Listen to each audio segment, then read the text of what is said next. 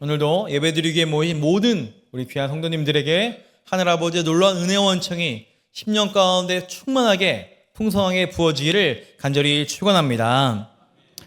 과거 프란치스코 수도원에 수도사들이 모여 살고 있었습니다. 모두 금식을 하는 금식 기간이 되었는데요. 이때 누군가가 죽을 몰래 먹었습니다. 사람들이 죽이 없어진 것을 보고 열을 내기 시작했습니다. 이 모습을 지켜보던 프란치스코 원장이 이렇게 말했습니다. 얘들아, 죽을 가져오너라. 우리 함께 모두 먹자. 제자들은 의아해하며 금식죽인데 죽을 먹다니요. 그러자 다음처럼 말을 했습니다. 죽 먹는 사람을 정죄하다가 우리 안에 있던 은혜가 다 사라지겠다. 모두 함께 죽을 먹고 오히려 하나 되는 것이 더 큰 은혜다 라고 말했다는 것입니다. 여러분, 금식 때문에 다른 사람을 정죄하는 것보다 다 함께 먹어 정죄를 없애는 것이, 하나가 되는 것이 더 중요하다는 것이죠. 여러분, 오늘날 우리 가운데 많은 분쟁과 갈등과 분열이 있음을 우리는 몸으로 느끼고 있습니다. 계층마다, 세대마다, 지역마다 분열로 가득합니다. 이런 시대에 필요한 것은 하나가 되는 것인 줄 믿습니다. 바라기는 오늘 말씀을 통해 우리 안에 있는 모든 갈등과 다툼은 떠나가고 예수 그리스도 안에서 연합과 하나됨의 역사가 힘있게 일어나기를 예수님의 이름으로 축원합니다. 우리가 나누고 있는 에베소서는 공동체에 관해서 잘 기록된 말씀입니다. 여러분, 기독교는 처음부터 공동체적입니다. 창세기 1장에 보면 하나님의 창조 사역에서도 하나님을 우리가 라는 복수로 표현하고 있습니다. 성부, 성자, 성령님께서 공동체적으로 사역하셨음을 의미합니다. 나아가 하나님께서 첫사람 아담을 창조하시고 그가 독처하는 것이 좋지 않게 하와를 지으셨죠. 에덴 동산이 아름다울 수 있는 것은 하나님과 공동체가 함께 있었기 때문입니다. 그러나 오늘 우리는 개인주의 시대를 살고 있습니다. 사람들은 점점 외롭고 고독을 느끼고 있습니다. 한국 사람들은 평균 하루에 8시간 이상을 근무한다고 합니다. 그리고 혼자서 3시간 이상을 핸드폰을 하는 것으로 조사가 되었어요. 그리고 20% 이상은 10시간 이상, 하루에 10시간 이상 핸드폰을 하는 것으로 집계가 되었습니다. 가족들이 얼굴을 맞대고 대화하는 것도 줄어들고 있고 아이들은 점점 인간관계를 맺을 줄 모르고 있습니다. 대인 기피증 환자는 늘어가고 있습니다. 최근에는 콜포비아라는 말까지 생겨났습니다. 이는 통화하는 것을 어려워하는 증상을 의미합니다. 단순히 전화 통화하는 것을 피하는 것이 아니라 통화할 때 두려움과 불안을 느끼는 현상을 의미합니다. MZ세대 중 3분의 1, 30% 이상이 이런 증상을 겪고 있다고 합니다. 오늘도 교회를 나오긴 했지만 의도적으로 사람을 피하는 분들도 많이 있습니다. 사람들과 친밀해지고 관계를 맺는 것에 대한 두려움을 가지고 있기 때문입니다. 그러나 우리 기독교는 산 위에서 홀로 돌을 닦는 종교가 아니라 산 아래로 내려와서 함께 더불어 아름다운 교제와 관계를 통해 하나님 나라를 이루는 것이 하나님의 교회인 줄 믿습니다. 여러분, 우리 기독교는 함께라는 단어가 너무나 중요해요. 하나님과의 구원은 1대1로 받지만 그리스도인으로 태어나는 순간 우리는 공동체 안으로 들어가 교회 안에 한 몸인 공동체로 나아가야 합니다. 혼자 나와 예배 드리고 가는 것이 아니라, 영상 예배만 드리고 끝나는 것이 아니라 반드시 공동체 영성을 지녀야 하는 것입니다. 그래서 바울은 에베소서 4장 1절에 우리 이와 같이 권고하고 있습니다. 우리 함께 읽습니다. 시작. 그러므로 주 안에서 같이 내가 너희를 권하노니 너희가 부르심을 받은 일에 합당하게 행하여. 아멘. 바울은 부르심을 받은 일에 합당하게 행하라. 여러분, 그렇다면 부르심을 받은 일에 합당하게 행하는 것은 무엇입니까? 3절에 나옵니다. 3절 말씀 함께 읽습니다. 시작. 평안의 맨홀줄로 성령이 안하게 되게 하신 것을 힘써 지키라. 아멘. 여러분, 하나가 되는 것, 연합하는 것이 우리 부르심에 합당한 모습입니다. 예수님께서 십자가에서 모든 인류를 십자가로 대속하시고 그 거룩하신 하나님과 죄인된 우리가 하나가 되는 너무나 놀라운 은혜와 원청을 우리에게 주셨습니다. 믿으십니까? 너무나 측량할 수 없는 놀라운 은혜입니다. 나아가 예수 그리스도 안에서 하나님과 우리가 하나가 되게 하실 뿐 아니라 모든 사람들, 종과 자유인, 남자와 여장, 이방인과 유대인의 벽이 다 무너지고 하나님을 한 분이신 하나님 아버지, 예수님을 유일한 구세주로 고백하는 여러분 하나님의 공동체가 되게 하셨어요. 그래서 에베소서 2장 19절에 보면 바로 중요한 개념을 사용하죠. 바로 성도는 하나님의 권속이라. 권속이 무엇입니까? 가족이라는 거예요. 식구라는 것입니다. 함께 거하고 함께 밥을 먹고 함께 교제하며 하나됨을 이루는 것이 하나님의 성도 그리스도인의 본질이라고 말씀하고 있습니다. 그러나 그 당시 에베소 교회는 이방인과 유대인들의 문제가 있었어요. 하나됨의 어려움이 있었습니다. 그래서 바울은 다시 한번 간곡하게 호소하는 거예요. 이미 성령께서 너희를 하나가 되게 하셨으니 이것을 힘써 지키라. 여러분, 우리 그리스도인은 우리 예수님 안에서 이미 하나가 된 존재인 줄 믿으시기를 바랍니다. 그것을 힘써 지키는 것이 우리 구원받은 자의 합당한 모습이라는 거예요. 바라기는 우리 모두가 그리스도 예수 안에서 하나됨의 역사를 힘써 지키심으로 부르심에 합당한 모습으로 나아가시기를 예수님의 이름으로 축원합니다. 그렇다면 우리가 하나됨을 이루기 위해 어떻게 해야 할까요? 바울은 크게 세 가지 덕목을 이야기하고 옵니다. 첫 번째는 겸손입니다. 우리 에베소서 4장 2절 말씀 함께 읽습니다. 시작. 겸손과 온유하고 오래 참음으로 사랑 가운데 서로 용납하고. 아멘. 모든 겸손과. 여러분, 기독교 이전의 고대 사회는, 특별히 헬라 시대는 이 겸손을 미덕으로 여기지 않았습니다. 오히려 노예 같은 사람이 가지는 천박하고 부정적인 개념으로 사용된 것이 겸손입니다.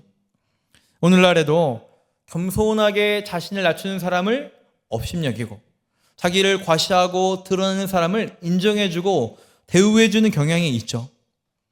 그러나 이 겸손이야말로 그리스도인이 반드시 가져야 될 합당한 덕목임을 말씀합니다. 그리고 이 겸손의 반대인 교만을 반드시 물리칠 것을 말씀하고 있어요. 여러분, 우리가 잘 생각해 보면 공동체의 하나됨을 깨트리는 주요의 원인은 교만입니다. 이 교만의 특징이 무엇입니까? 자기를 중심에 놓습니다. 내가 당신보다 나아. 나는 옳고 당신은 틀리다라는 구별의식을 갖게 만듭니다. 이런 교만한 마음이 들어오는 순간 하나됨은 깨어지게 되어 있어요. 여러분, 이 교만이 무서운 것은, 교만은 이 단순한 도덕적 문제, 어떤 교양의 문제를 넘어 근본적으로 죄의 문제이기 때문입니다. 우리가 죄의 시작이 하나님처럼 되려는 그 교만으로부터 비롯된 것임을 기억해야 돼요. 사탄은 지금도 우리 안에 교만을 조장하여 분쟁과 분열을 일으키고 있습니다. 요한 3서 1장 9절에 보면 사도 요한이 한 사람을 꼭 집어서 그 사람을 경계할 것을 이야기합니다. 그리고 그 사람 앞에 수식어가 붙습니다. 바로 으뜸되기를 좋아하는 디오드레베를 경계하라. 내가 가면 그 사람을 책망하겠다라고 사도 요한이 이야기합니다. 왜냐하면 이런 사람은 아무리 일을 열심히 하고 탁월하고 성실해 보여도 결국 공동체의 평화, 하나됨을 깨트리기 때문이죠. 그래서 성경 우리에게 말씀합니다. 빌립보서 2장 3절의 말씀 우리 함께 읽습니다. 시작. 아무 일이든지 다툼이나 허용으로 하지 말고 오직 겸손한 마음으로 각각 자기보다 남을 낮게 여기고. 아멘. 여러분, 우리가 하나됨, 평화의 삶을 원한다면 답은 분명합니다. 나는 낮아지고 다른 사람을 높여주는 거예요. 다른 사람을 좋게 보는 것입니다.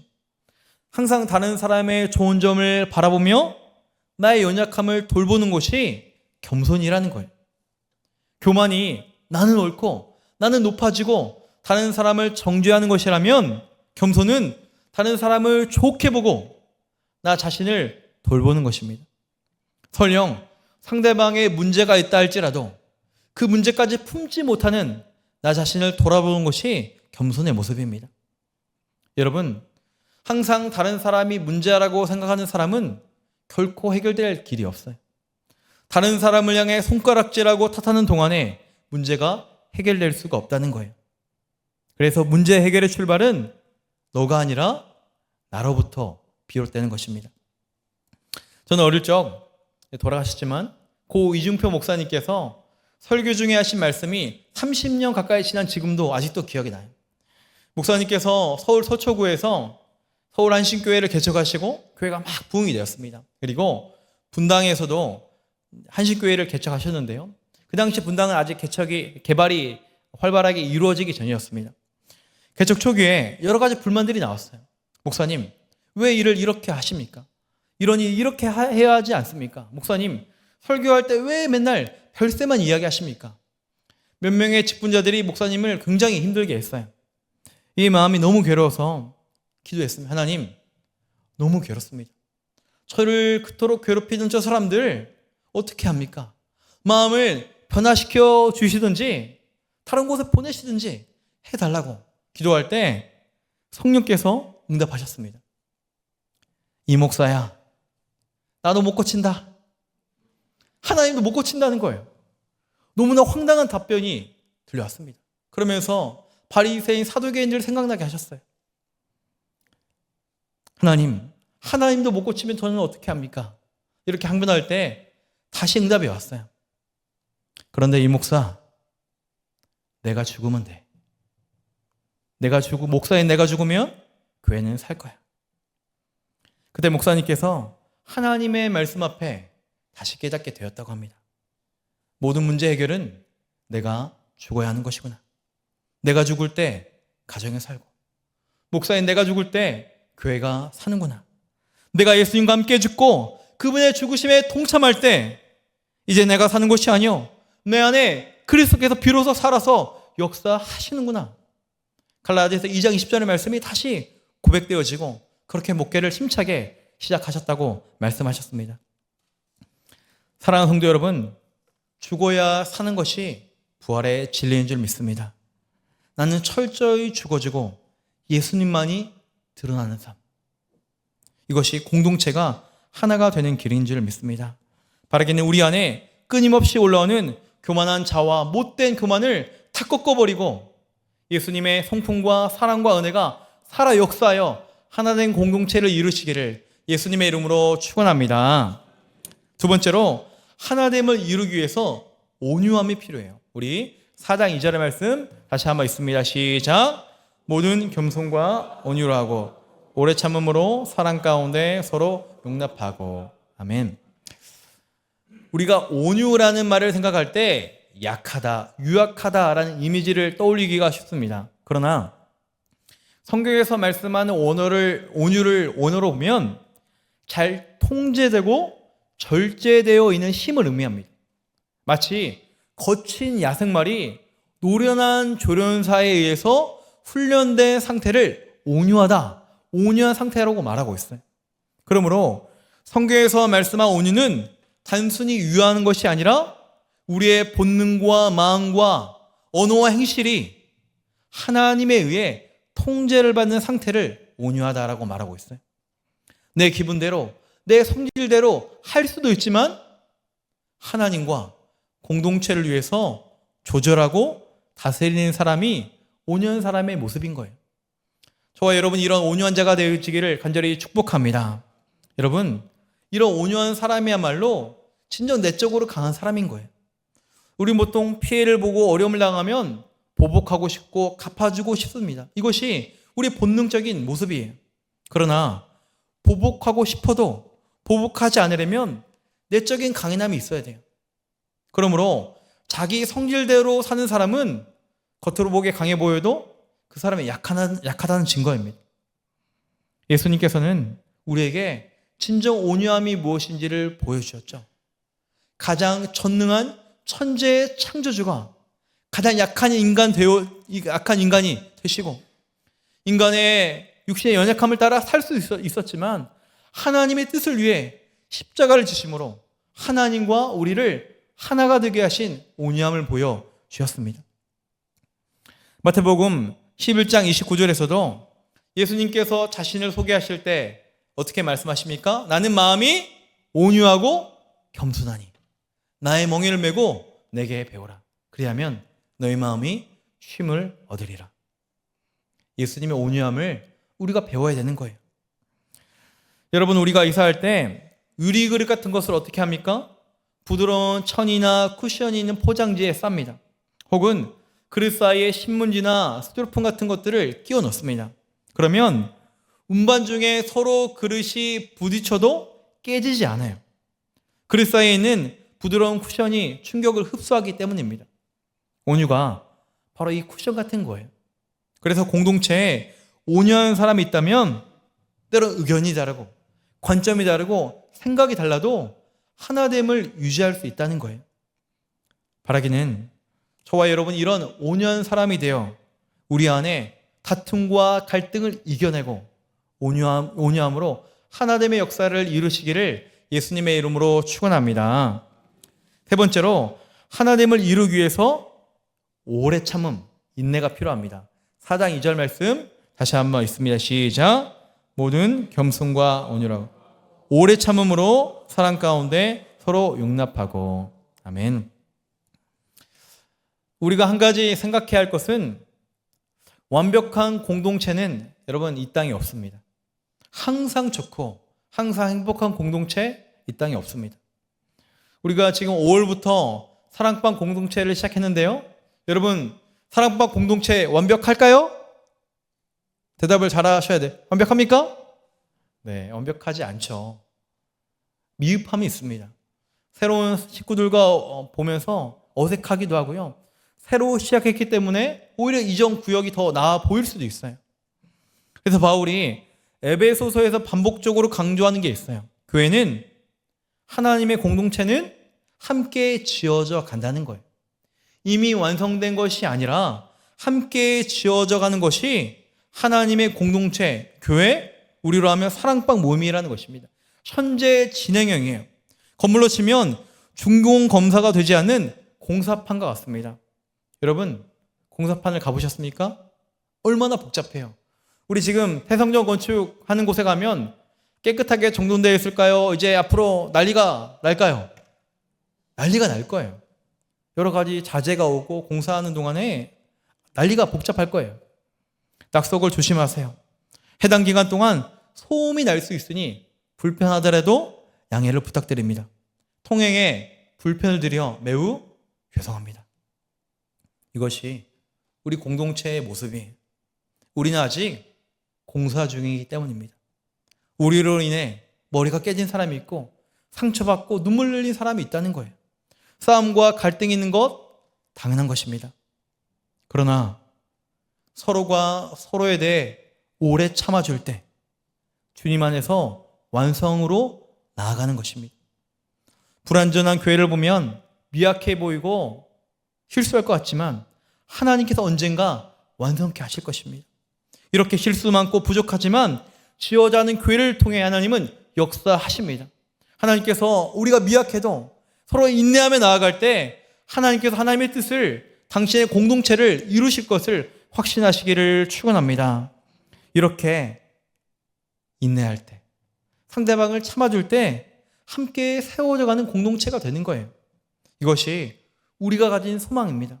그러므로 성경에서 인내는 무조건 참는 것을 의미하지 않습니다. 막연한 참음이 아닌 거예요. 성경에서 말씀한 인내는 더 나은 소망, 상급을 바라보며 기다리는 것을 의미합니다. 마치 농부가 추수를 확신하며 기다리는 것과 같습니다. 그리고 그 인내를 통해 결국 하나됨의 아주 귀한 축복을 열매로 받게 되는 거예요. 그리고 이렇게 성숙한 공동체로 나아가다 보면 결국 어떤 사람이 오더라도 받아주게 됩니다. 상처 입은 자, 낙심한 자, 허물 있는 자도 끊임없이 받아주는 공동체로 성장하게 됩니다. 그리고 그 안에 회복이 있고 치유가 있고 위로가 있고 소망이 있고 천국을 경험하게 되는 것입니다. 바라기는 우리 안디옥 교회, 우리 사랑방이 이런 아름다운 믿음과 회복과 성령의 충만함의 역사가 일어나기를 간절히 축원합니다. 여러분, 이를 위해 우리는 사랑으로 서로 용납해 주는 것이 필요해요. 4장 2절 우리 다시 한번 읽겠습니다. 시작. 모든 겸손과 온유로 하고 오래 참음으로 사랑 가운데 서로 용납하고. 아멘. 우리 공동체 가운데 마음에 들지 않는 사람이 있을 수 있어요. 때로는 그로 인해 이해가 안 되는 일들이 일어납니다. 왜냐하면 나와 다른 사람이 여러 명이 모였기 때문이에요. 제가 아내와 결혼을 약속하고 나서 상견례를 하기 전에 양가 부모님들과 먼저 따로 식사를 했습니다. 어느 날 한 식당에서 저희 부모님과 아내가 식사를 하고 마지막 후식을 먹는데요. 항아리에 숭늉이 담겨 있었습니다. 이에 저희 아내가 빈 접시를 가져다가 숭늉을 뜨는 거예요. 그런데 이때 숭늉 알갱이는 하나도 없이 맑은 숭늉 국물만 타둬서 부모님께 드렸습니다. 저에게도 숭늉 국물만 주는 거예요. 그리고 나서 본인은 마지막에 남은 누룽지 알갱이를 싹싹 긁어다가 자기 그릇에 딱 담았습니다. 그리고 먹기 시작하는 거예요. 지금 아내를 제외한 모든 사람은 국물만 먹고 아내는 숭늉 알갱이를 다 먹었던 거예요. 나중에 알고 보니 아내는 숭늉 알갱이는 싫어하고 항상 국물만 먹었던 사람이었습니다.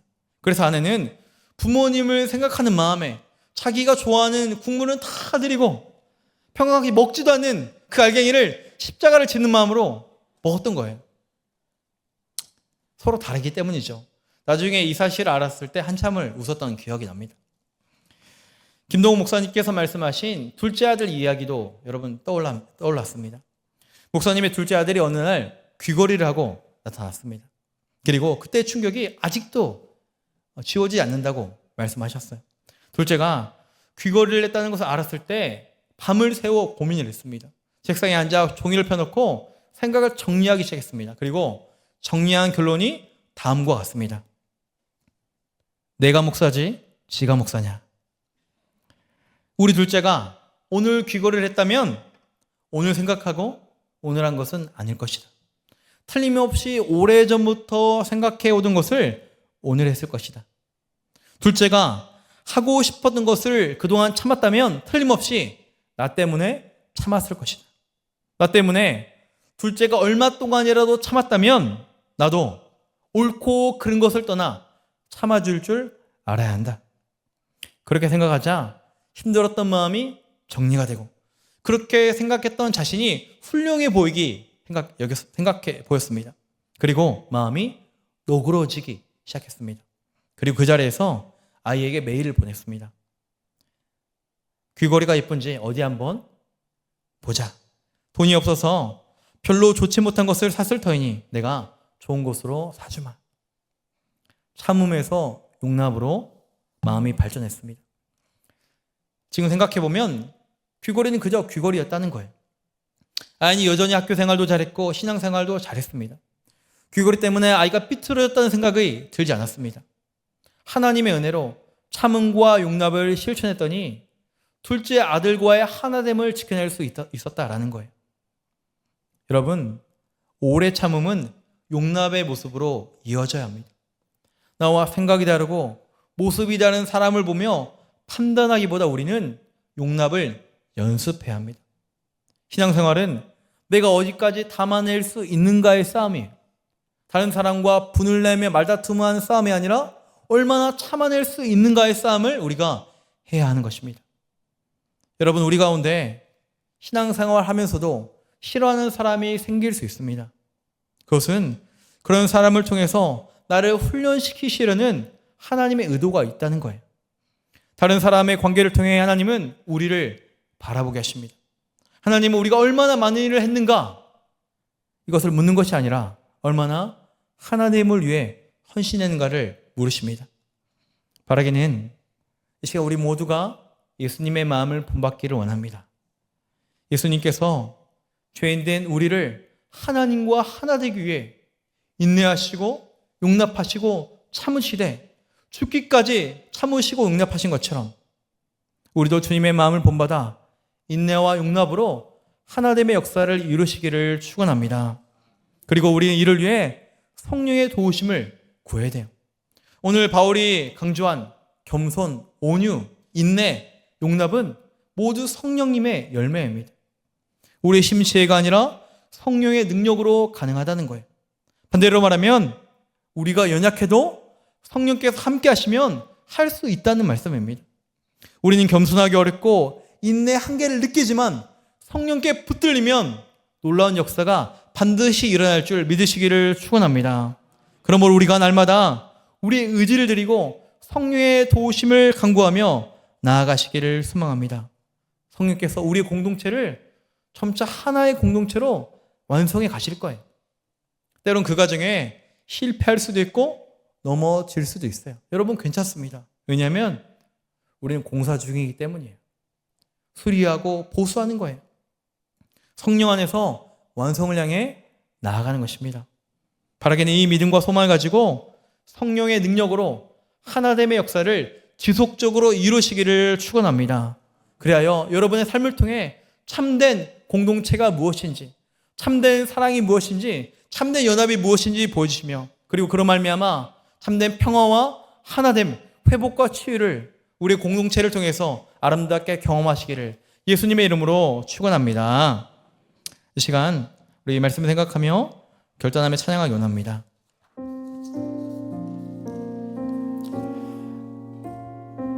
우리 모두는 함께 지어져가는 믿음의 공동체임을 고백하며 찬양하며 나아갑니다. 우리 하나님의 자녀, 우리는 하나님의 자녀, 주 사랑 안에 우리 거할 때 주님 나를 사랑하신 것 같이 우리도 서로 사랑할 수 있네. 우리는 주의 몸된 교회, 우리는 주의 몸된 교회. 모든 지체가 하나 될 때, 모든 지체가 하나 될 때 예수님의 마음을